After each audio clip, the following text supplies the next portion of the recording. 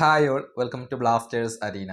കേരള ബ്ലാസ്റ്റേഴ്സിന്റെ ക്യാപ്റ്റനായ Adrian Luna loan അടിസ്ഥാനത്തിൽ ഇന്തോനേഷ്യൻ സൂപ്പർ ലീഗിലേക്ക് പോയിരുന്നു. അതായത് പേഴ്സിക്ക് കെതിരി എന്ന ഒരു ക്ലബ്ബായിരുന്നു അദ്ദേഹത്തെ സ്വന്തമാക്കിയത്. പേഴ്സിക്കിന് വേണ്ടി ഇന്നത്തെ മത്സരത്തിൽ അരങ്ങേറ്റം നടത്താൻ അഡ്രിയാൻ ലൂണക്ക് കഴിഞ്ഞിട്ടുണ്ട്. അതായത് സ്റ്റാർട്ടിംഗ് 11-ൽ ലൂണ ഇല്ലായിരുന്നു. ഒരു സബ്സ്റ്റിറ്റ്യൂട്ട് റോളിലാണ് അഡ്രിയാൻ ലൂണ കളിക്കളത്തിലേക്ക് വന്നിട്ടുള്ളത്.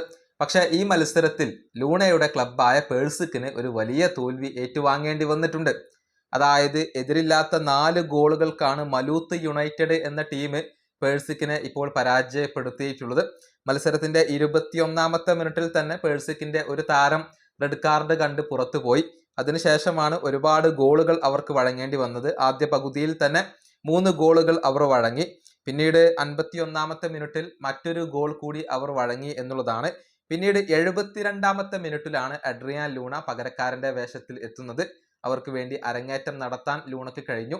ലൂണ കളിക്കളത്തിലേക്ക് വന്നതിന് ശേഷം പേഴ്സിക്കിന് ഒരൊറ്റ ഗോൾ പോലും വഴങ്ങേണ്ടി വന്നിട്ടില്ല എന്നുള്ളത് ഇവിടെ എടുത്തു പറയേണ്ട ഒരു കാര്യമാണ്.